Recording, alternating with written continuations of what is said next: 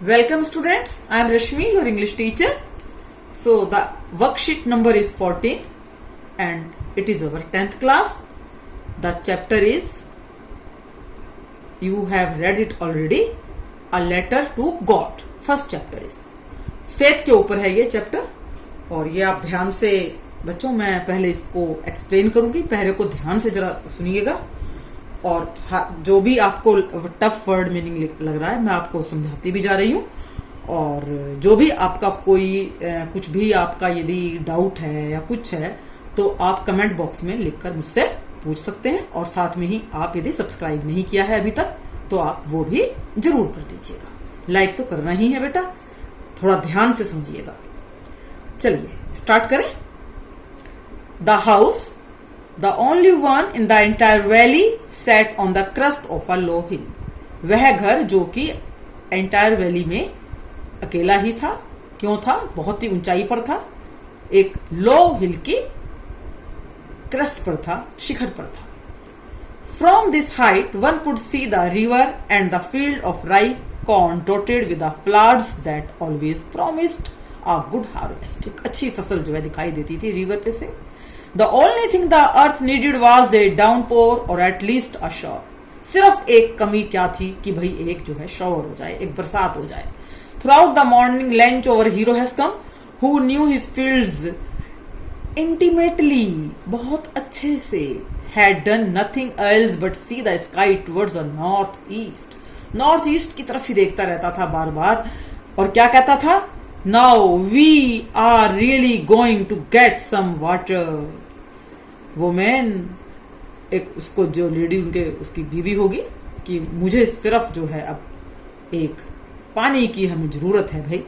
And the women who was preparing supper replied, yes God willing, ईश्वर की जरूर इच्छा होगी तो पानी जरूर आएगा, बारिश जरूर आएगी। It was during the meal just as Lencho had predicted, big drops of rain began to fall.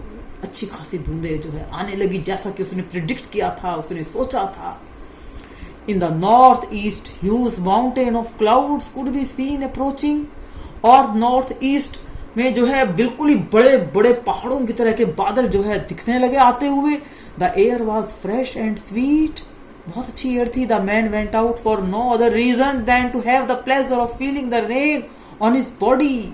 वो बाहर निकल गया आदमी, किस लिए बाहर निकला? कि एक जो बारिश आ रही है उसको छुए, बारिश में नहाए, उसकी बॉडी को वाटर टच हो।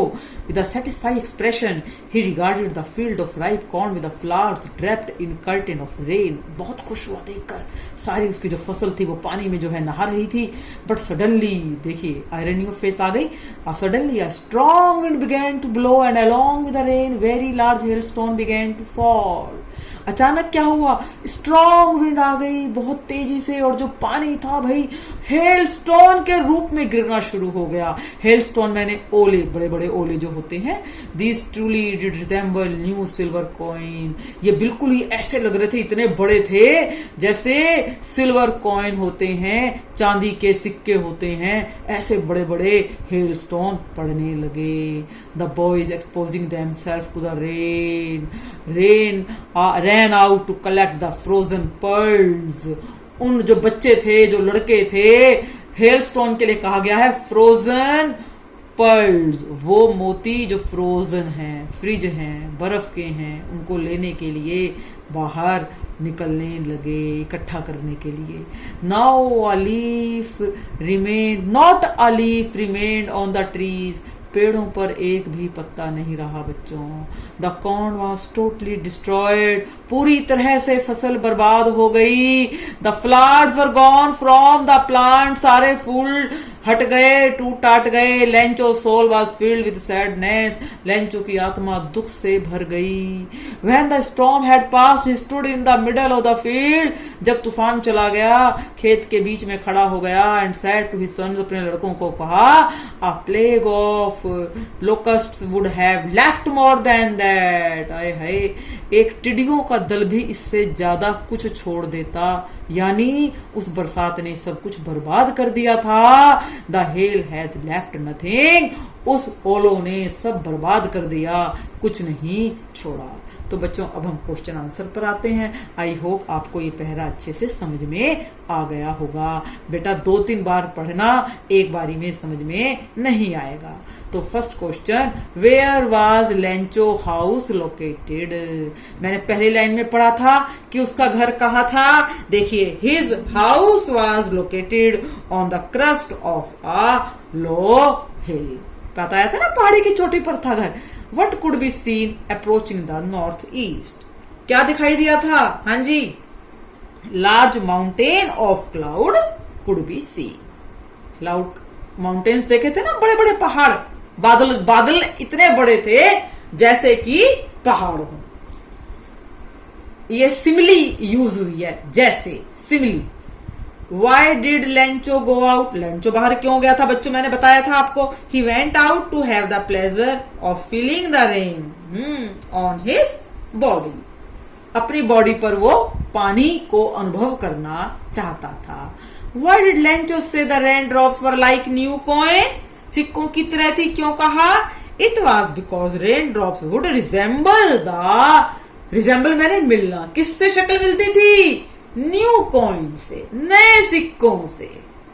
What happened to the rain? Suddenly, क्या हुआ था बच्चों? क्या हुआ था? Suddenly a strong wind began to blow with a large hailstone. बड़े बड़े ओलों में जो है बारिश थी वो बदल गई। And the next question, the frozen pearls refer to which thing in the paragraph? किससे मिलते हैं? The frozen pearl refer to the hailstone. Hailstone को बता रहे हैं, इंगित कर रहे हैं, रेफर कर रहे हैं। What were Lencho feeling when the hail stopped? क्या फीलिंग थी बेटा? मैंने आपको अभी बताया था। He was very sad and hopeless. He said that a plague of locusts would have left more. टिड्डियां ज्यादा छोड़ देती Then this heavy rain, इस heavy rain की अपेक्षा। Now come to the exercise. Find the word from the passage which means option जो है आपकी दी हुई है।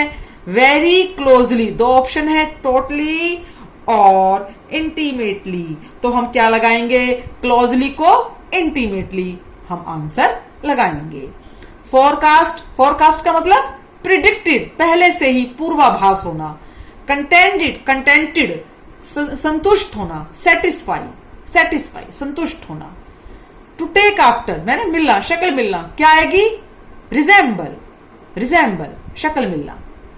Now insect which fly in the big swarm, ये तो बता दोगे एकदम से, टिड्डियां डिस्ट्रॉय क्रॉप्स। तो क्या है ये आपकी? क्या है ये? है आपकी लोकस्ट, टिड्डियों का दल। सो नेक्स्ट पे आ जाइए। 9, गिव एन एंटोनिम। एंटोनिम क्या होता है? अपोजिट, विपरीतार्थक। सैडनेस का क्या है? प्लेजर, खुशी। सेटिस्फाई नहीं आएगा, सेटिस्फाई मैंने संतुष्ट होना होता है।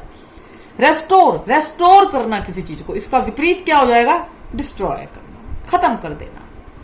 सो now come to the question number 10। Refer the grammar worksheet share the punctuation mark. बच्चों ये आप अपने आप कर सकते हो। इस पहरे पे आप खुद जो है एनसर्कल करोगे, कोमा पे, एपोस्ट्रोफी पे और क्वेश्चन मार्क पे। तो आई होप ये आपको अच्छी तरह से एक्सरसाइज सारी समझ में आ गई होगी। इसको जरा 2-3 बार करना। ये बच्चों बहुत ही अच्छी आपकी वर्कशीट्स हैं, ये करके आपको पूरा चैप्टर समझ में आ रहा है और ऐसे ही आपके पेपर में भी आएगा, एग्जाम में भी आएगा। तो बेटा all the best with you for the preparation, और हम नेक्स्ट वीडियो मिलेंगे और आप जो है ये अच्छी तरह से कीजिएगा। Okay, bye student.